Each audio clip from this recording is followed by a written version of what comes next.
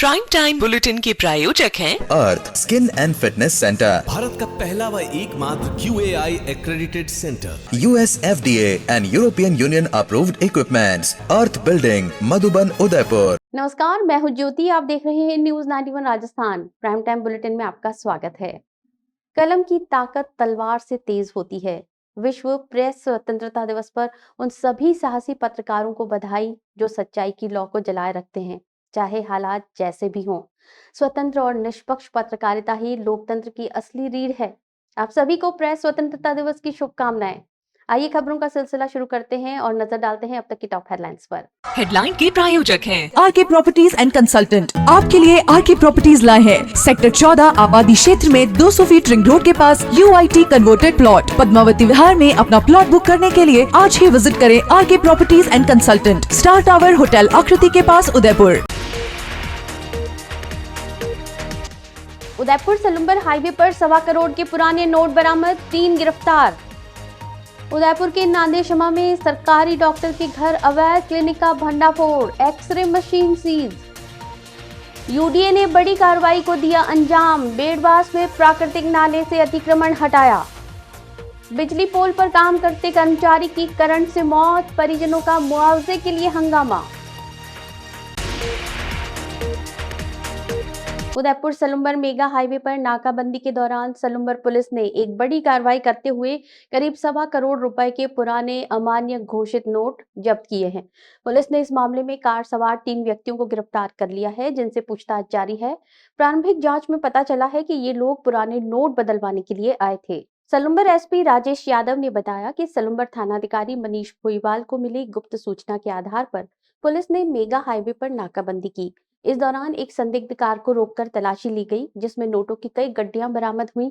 गिनती करने पर पता चला कि कार में 1000 रुपए के 98 बंडल और 500 रुपए के 73 बंडल थे, जिनकी कुल कीमत लगभग 1,34,50,000 रुपए है। SP ने बताया कि कार में कुछ खाली कागज और एक केमिकल भी मिला है। पुलिस ने इस मामले में नांदेड़ निवासी पद्मावत कुलकर्णी, सलुम्बर के बस्सी निवासी कन्हैयालाल मेहता और कयूम को गिरफ्तार किया है।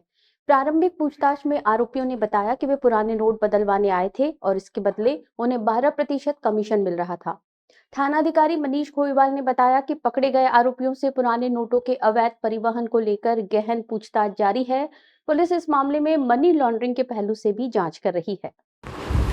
जी, कल रात्रि में मनीष जो SHO हैं के सलुम्बर के, इनको एक सूचना मिली थी किसी गाड़ी के अंदर जो है नोट रखे हुए हैं, वो लोग जा रहे हैं। तो उन्होंने लोग के उनको चेक किया, एक गाड़ी के अंदर जो है 3 व्यक्ति और नोटों की गड्डियाँ मिली, पुराने वाले नोट हैं। इसमें 98 गड्डियाँ तो जो थी 1000 रुपये की थी, पुराने 1000 रुपये, और 73 जो गड्डियाँ थी वो जो है 500 के नोटों की, पुराने 500 के नोटों की, और कुछ कागजों की, खाली कागजों की गड्डियाँ भी इनके पास मिली हैं।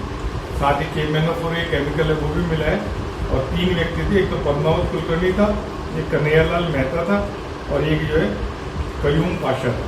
A1 Senior Secondary School, a legend in school education. Co-education English medium with commerce and science stream. School aims at all-round development of children. School aims to create genuine interest for education through playway and audio-visual modes. Be able to make sensible choice between right and wrong. Well-equipped physics lab, chemistry lab, biology and computer lab. Spacious library and reading room. Round-the-clock CCTV surveillance by the management. Admission open for nursery to 12th. A1 Senior Secondary School, 1 North Ayad, University Road, Udaipur. Udaipur जिले के नांदेशमा क्षेत्र में सरकारी doctor के आवास पर अवैध रूप से संचालित क्लिनिक और एक्सरे मशीन के मामले में बड़ा खुलासा हुआ है। मुख्य चिकित्सा और स्वास्थ्य अधिकारी डॉक्टर अशोक आदित्य के निर्देश पर block CMO doctor Dinesh Meena ने कार्रवाई करते हुए अवैध रूप से संचालित एक्सरे मशीन को सीज कर दिया। गौरतलब है कि 6 अप्रैल को RNT मेडिकल कॉलेज में कार्यरत डॉक्टर लक्ष्मी नारायण पालीवाल के निजी आवास पर छापा मारा गया था। छापे के दौरान वहां बिना पंजीकरण के मेडिकल स्टोर संचालित पाया गया। साथ ही भारी मात्रा में बायोमेडिकल वेस्ट और बड़ी संख्या में एक्सपायरी डेट की दवाइयां बरामद हुई। मौके पर एक्सरे मशीन भी अवैध रूप से संचालित मिली, जिसे अब सीज कर लिया गया है। कार्रवाई के दौरान स्वास्थ्य विभाग की टीम ने स्पष्ट निर्देश दिए कि डॉक्टर पालीवाल अपने घर पर चल रहे इस अवैध क्लिनिक को तुरंत बंद करें।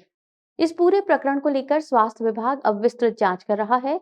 स्वास्थ्य विभाग की इस कार्रवाई से चिकित्सा जगत में हड़कंप मच गया है। Situated in the outskirts of Udaipur, Udaipur's only CBSE affiliated school, Rana Pratap English Medium School. Peaceful and hygienic environment, free bus facility from nursery to class 3, 100% quality result, well-maintained and updated library, well-equipped physics, chemistry, biology and computer lab, huge playgrounds. Rana Pratap Senior Secondary School, RBSC, separate boys and girls hostels, Rana Pratap Group of Institutions, behind Chaudhary Petrol Pump, Bhindar, Udaipur. Udaipur के बेड़वा क्षेत्र में बह रहे एक प्राकृतिक नाले पर मिट्टी डालकर किए गए अवैध कब्जों को आज यूडीए की टीम ने हटाया। कार्रवाई के दौरान नाले में डाले गए मिट्टी के भराव और पाइपों को हटाया गया, साथ ही नाले की पूरी सफाई भी की गई। इस दौरान यूआईटी के रेवेन्यू इंस्पेक्टर राजेश मेहता, प्रताप सिंह राणावत, ललित पटेल और होमगार्ड के जवान धर्मेंद्र, योगेश, ओम प्रकाश और महेंद्र मौके पर मौजूद रहे। स्थानीय लोगों द्वारा नाले पर अतिक्रमण की शिकायत मिलने के बाद यूडीए ने त्वरित कार्रवाई करते हुए ये अभियान चलाया। टीम ने जेसीबी और अन्य उपकरणों की मदद से नाले में जमा मिट्टी और अन्य अवरोधों को हटाया, जिससे नाले का प्राकृतिक बहाव सुनिश्चित हो सके। अतिक्रमण के कारण नाले का पानी आसपास के क्षेत्रों में जमा हो रहा था, जिससे लोगों को परेशानी का सामना करना पड़ रहा था। नगर निगम के अधिकारियों ने बताया कि प्राकृतिक जल स्रोतों पर किसी भी प्रकार का अतिक्रमण बर्दाश्त नहीं किया जाएगा और भविष्य में भी इस तरह की कार्रवाई जारी रहेगी। उन्होंने लोगों से अपील की है कि वे प्राकृतिक नालों और जल मार्गों में किसी भी तरह का अवरोध न डालें, ताकि जल निकासी सुचारू बनी रहे और जल भराव की समस्या से बचा जा सके। The Scholars Arena, an English medium co-education senior secondary school, pre-nursery to 12th, affiliated to CBSE, well-equipped physics, chemistry, biology and computer lab up to 2nd standard, no school bags, no homework, air-conditioned pre-nursery and nursery classrooms, enabling child to speak fluent English, ensure the best English speaking environment, well-equipped indoor and outdoor game facility.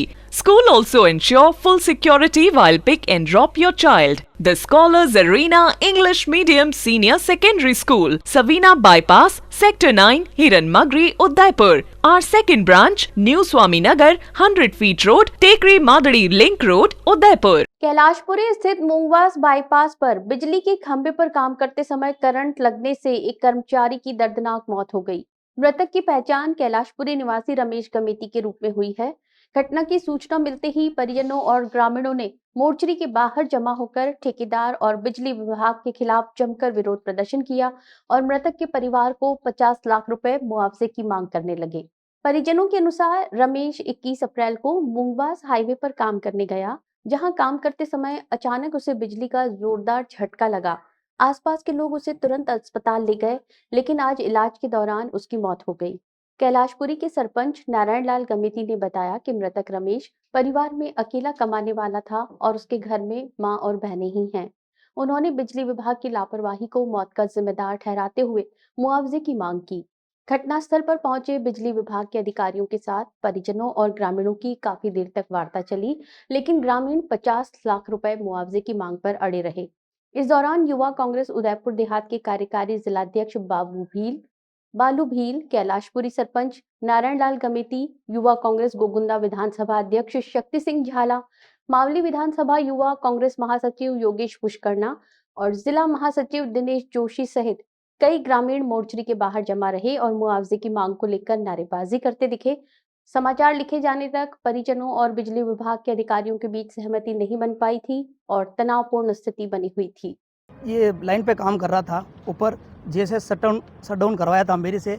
इन्होंने phone करने के बाद में ऊपर काम कर रहे थे, उसके बाद में भी किसी आदमी ने वहाँ से चालू कर दिया। ये लाइन पे काम कर रहे थे बंद करवाने के बाद, लेकिन जिस आदमी ने चालू किया वो किसके कहने पे किया, और चालू करने के बाद में इसको जो 11,000 वोल्टेज का करंट लगा है, इलाज के दौरान आज उनकी डेथ हो चुकी है।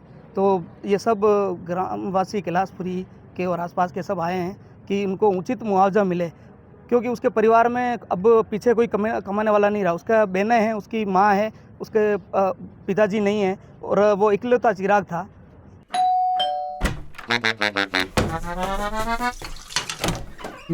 Hello aunty. किचन तो साफ रखा हुआ है। बच्चू ये तुम्हारा नहीं, वाइटिक्स का कमाल, तेल हटाए, बर्तन चमकाए, पानी भी बचाए। वाइटिक्स होम्स, क्लीन होम्स। उदयपुर के पैसिफिक मेडिकल कॉलेज भीलों का बेदला में रैगिंग की एक गंभीर घटना प्रकाश में आई है, जिसके बाद मामला तूल पकड़ता जा रहा है। एमबीबीएस के एक छात्र अतुल कुमार सिंह ने आरोप लगाया है कि कॉलेज के कुछ सीनियर छात्रों ने रैगिंग के नाम पर उसके साथ बुरी तरह मारपीट की, जिससे उसे गंभीर चोटें आई हैं। पीड़ित छात्र ने इस घटना की शिकायत उदयपुर के सांसद डॉक्टर मन्नालाल रावत से की है। सांसद ने मामले की गंभीरता को देखते हुए तत्काल कार्रवाई की मांग करते हुए उदयपुर के पुलिस अधीक्षक को एक पत्र लिखा है। पीड़ित छात्र ने सांसद को रैगिंग के दौरान हुई मारपीट के वीडियो और तस्वीरें भी सबूत के तौर पर सौंपी हैं, जिनमें उसके शरीर पर स्पष्ट चोटें दिखाई दे रही हैं। सांसद डॉक्टर रावत ने इस घटना को शैक्षणिक संस्थानों की गरिमा के विरुद्ध बताते हुए कहा कि रैगिंग न केवल कानून का उल्लंघन है, बल्कि छात्रों की सुरक्षा पर भी गंभीर सवाल उठाती है। उन्होंने पुलिस को निर्देश दिया कि आरोपियों के खिलाफ तत्काल मुकदमा दर्ज कर कठोर कानूनी कार्रवाई की जाए, ताकि भविष्य में किसी अन्य छात्र को इस तरह की हिंसा का शिकार न होना पड़े। डॉक्टर रावत ने सभी शैक्षणिक संस्थानों से रैगिंग के खिलाफ सख्त कदम उठाने और इस दिशा में जागरूकता बढ़ाने के लिए प्रभावी प्रयास करने का भी आह्वान किया है। गौरतलब है कि यूजीसी द्वारा रैगिंग पर सख्त प्रतिबंध लगाया गया है और संस्थानों को एंटी रैगिंग कमेटियां बनाकर हर शिकायत पर त्वरित कार्रवाई करने का निर्देश दिया गया है। इस घटना ने एक बार फिर रैगिंग की समस्या और नियमों के प्रभावी कार्यान्वयन की आवश्यकता को उजागर किया है। सच्चाई की नींव पे एक आशियां हम बनाए, उम्मीदों का एक दीपक मिलकर हम जलाए। दो आंखें देखती है बस एक सपना, अपनों के लिए हो एक घर अपना। घर सिर्फ जरूरत नहीं, हमारा सपना होता है।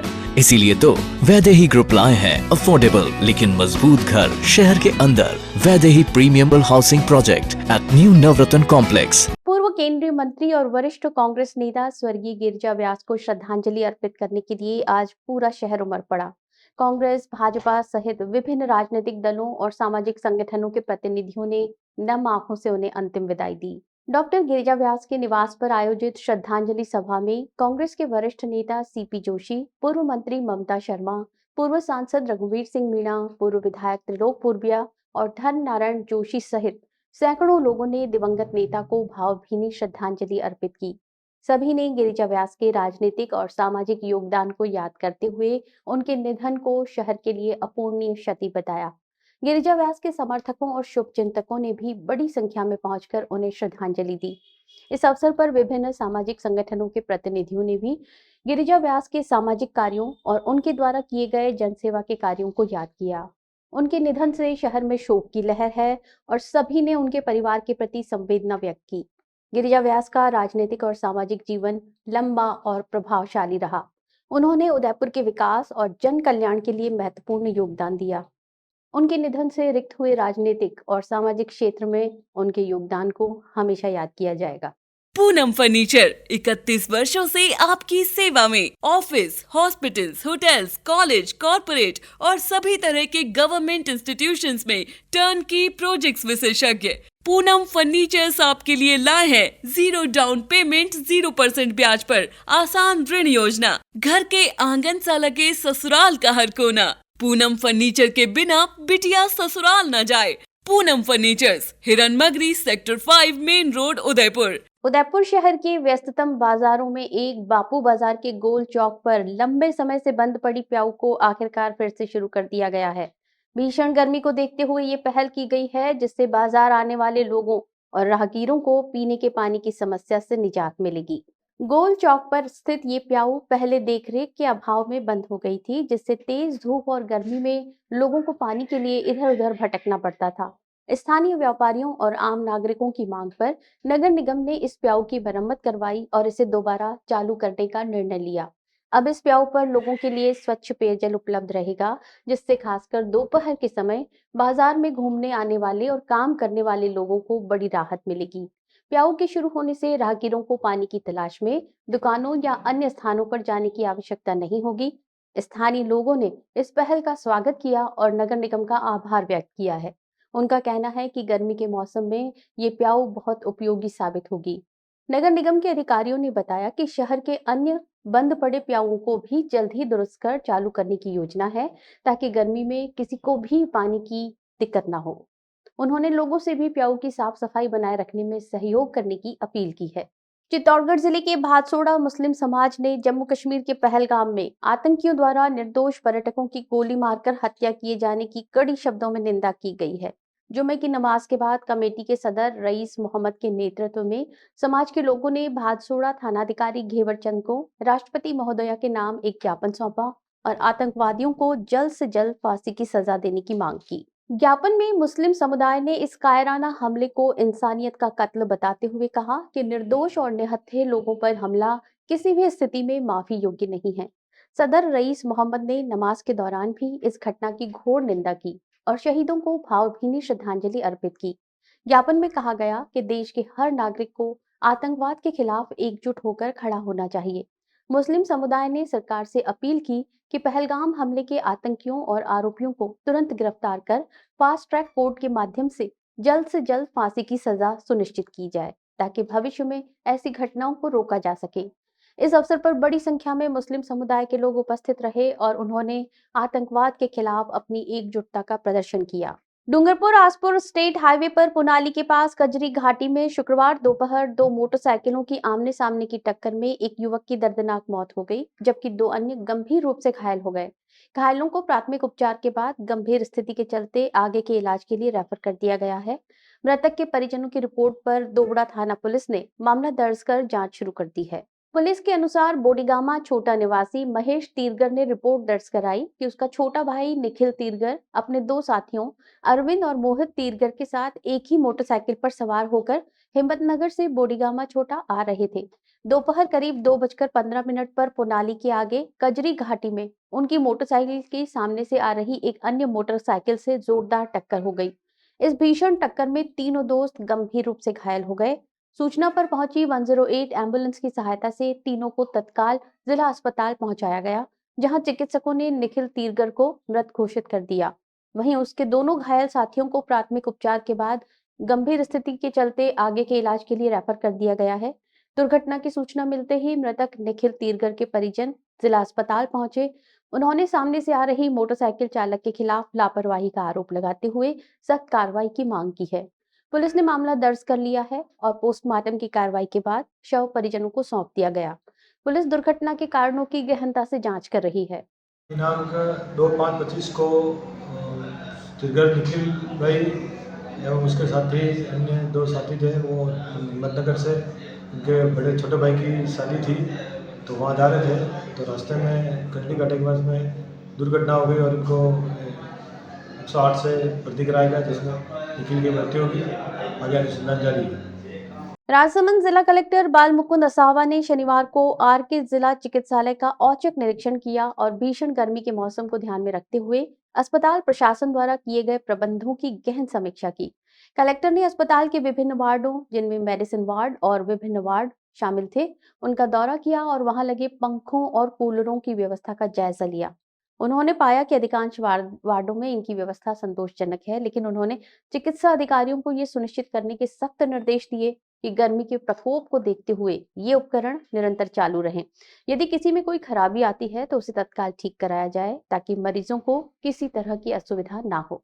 कलेक्टर असावा ने चिकित्सा कर्मियों से मरीजों के साथ सहानुभूतिपूर्ण व्यवहार करने और उन्हें कम से कम समय में अधिक से अधिक राहत पहुंचाने का आग्रह किया। उन्होंने कहा कि अस्पताल में आने वाले मरीजों को व्यवस्थाओं की कमी के कारण भीड़ में इंतजार न करना पड़े और उन्हें समय पर उचित उपचार मिले, ये सुनिश्चित किया जाना चाहिए। उन्होंने अस्पताल प्रशासन को निर्देशित किया कि वे मरीजों की हर संभव सहायता करें और किसी भी तरह की लापरवाही बर्दाश्त नहीं की जाएगी। निरीक्षण के दौरान कलेक्टर ने अस्पताल की लेबोरेटरी का भी अवलोकन किया। वहां मरीजों के लिए शुरू की जा रही एक नई पहल की जानकारी ली। ये पहल मरीजों को उनके ब्लड जांच की रिपोर्ट सीधे उनके मोबाइल फोन पर भेजने से संबंधित है। अस्पताल के पीएमओ ने कलेक्टर को अवगत कराया कि ये डिजिटल सेवा आगामी सोमवार से विधिवत रूप से शुरू कर दी जाएगी। कलेक्टर ने अस्पताल प्रशासन को भविष्य में भी मरीजों की सुविधा और बेहतर इलाज के लिए हर संभव प्रयास जारी रखने के निर्देश दिए। डूंगरपुर शहर के नया महादेव मंदिर परिसर में डूंगरपुर विप्र फाउंडेशन द्वारा आयोजित भगवान परशुराम मंदिर की प्राण प्रतिष्ठा महोत्सव धूमधाम से शुरू हो गया है। महोत्सव के तहत शुक्रवार को हेमाद्रि श्रवण और दशविधि स्नान के बाद आज शनिवार सुबह गणपति पूजन के साथ मुख्य प्राण प्रतिष्ठा कार्यक्रम का शुभारंभ हुआ। विप्र फाउंडेशन के जिलाध्यक्ष ललित उपाध्याय ने बताया कि शहर के पहले भगवान परशुराम मंदिर में 4 फीट ऊंची भव्य प्रतिमा स्थापित की जा रही है, जिसके प्राण प्रतिष्ठा कार्यक्रम के मुख्य यजमान धर्मेंद्र शर्मा और सह यजमान हितेन मेहता हैं। आचार्य प्रणव अग्निहोत्री के वैदिक मंत्रोच्चार के साथ धार्मिक अनुष्ठानों का आरंभ हुआ, जिसमें सर्वप्रथम भगवान गणेश का पूजन किया गया। इसके बाद नवग्रहों की स्थापना कर उनका पूजन किया गया और सर्व देवों का आह्वान किया गया।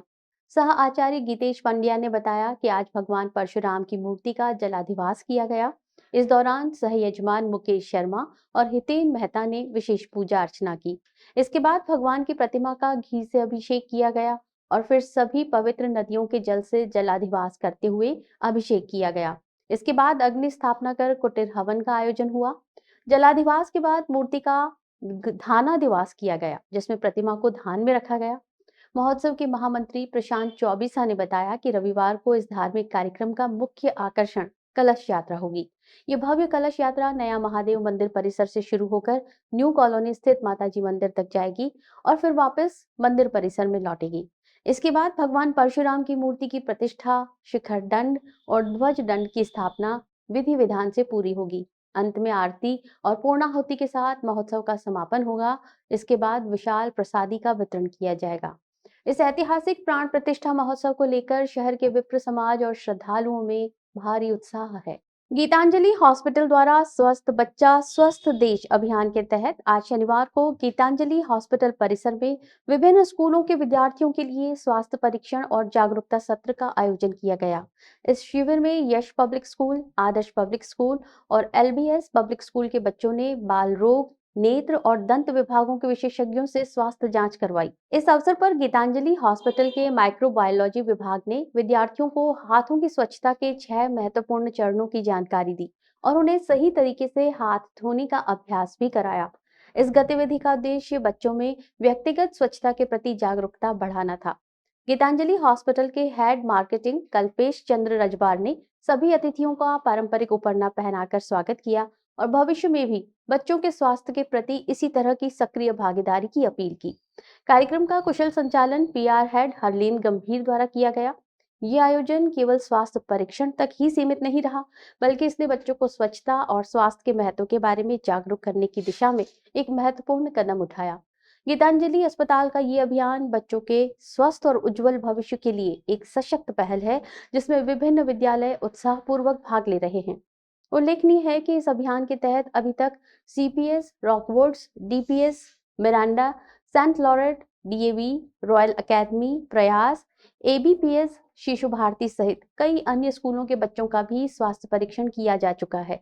डूंगरपुर नगर परिषद के फायर ब्रिगेड बेड़े में शनिवार को एक नई फायर ब्रिगेड गाड़ी शामिल की गई। इस नई गाड़ी का विधिवत पूजन नगर परिषद आयुक्त और सभापति द्वारा किया गया। इसके बाद इसे आधिकारिक रूप से बेड़े में शामिल कर लिया गया।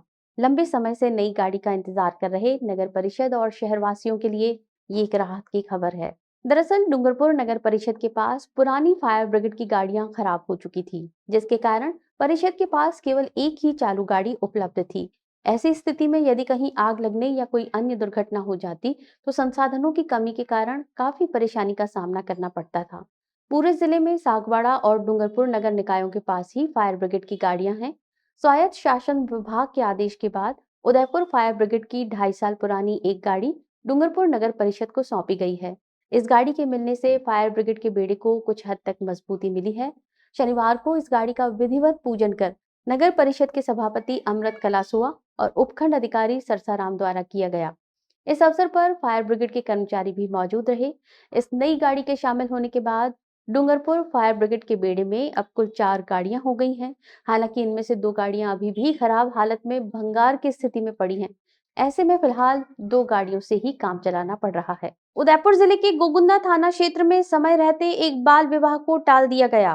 पुलिस ने जसवंतगढ़ क्षेत्र के अजयपुरा गांव में एक नाबालिग बालक की शादी की सूचना पर त्वरित कार्रवाई करते हुए विवाह की तैयारी को मौके पर पहुंचकर रुकवा दिया।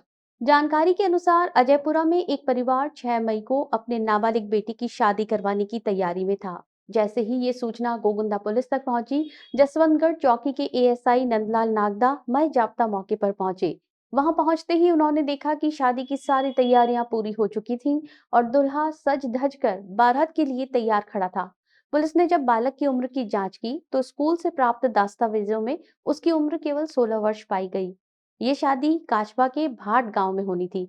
नाबालिग की उम्र की पुष्टि होते ही पुलिस ने तुरंत विवाह रुकवा दिया और परिजनों को सख्त हिदायत दी कि जब तक बालक और बालिका बालिग नहीं हो जाते तब तक उनका विवाह नहीं किया जाएगा।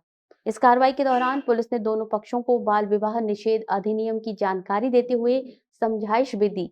वहीं परिजनों ने लिखित में आश्वासन दिया कि वे बच्चों के बालिग होने तक विवाह नहीं करेंगे। चलते चलते फिर नजर डालते हैं अब तक की टॉप हेडलाइंस पर। हेडलाइन के प्रायोजक हैं आरके प्रॉपर्टीज एंड कंसल्टेंट। आपके लिए आरके प्रॉपर्टीज लाए हैं सेक्टर 14 आबादी क्षेत्र में 200 फीट रिंग रोड के पास UIT converted plot. Padmavati Vihar में अपना प्लॉट बुक करने के लिए आज ही विजिट करें RK properties and consultant, star tower hotel आकृति के पास, उदयपुर। उदयपुर सलुम्बर हाईवे पर 1.25 करोड़ के पुराने नोट बरामद, 3 गिरफ्तार।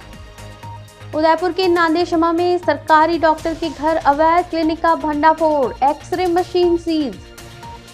यूडीए ने बड़ी कार्रवाई को दिया अंजाम, बेड़वास में प्राकृतिक नाले से अतिक्रमण हटाया। बिजली पोल पर काम करते कर्मचारी की करंट से मौत, परिजनों का मुआवजे के लिए हंगामा। अपने स्मार्टफोन पर प्रदेश भर की खबरों से अपडेट रहने के लिए आज ही हमारा चैनल सब्सक्राइब करें और बेल आइकन जरूर दबाएं। फिलहाल इस बुलेटिन में इतना ही। दीजिए इजाजत ज्योति को। आप बने रहिए न्यूज़ 91 राजस्थान के साथ। नमस्कार। प्राइम टाइम बुलेटिन के प्रायोजक हैं Arth skin and fitness centre, Bharat का पहला व एकमात्र QAI accredited centre, US FDA and European Union approved equipments, Arth building, Madhuban, Udaipur. ये है चैनल 91 प्लस नेटवर्क और आप देख रहे हैं न्यूज़ 91। न्यूज़ 91, आवाज हम सबकी।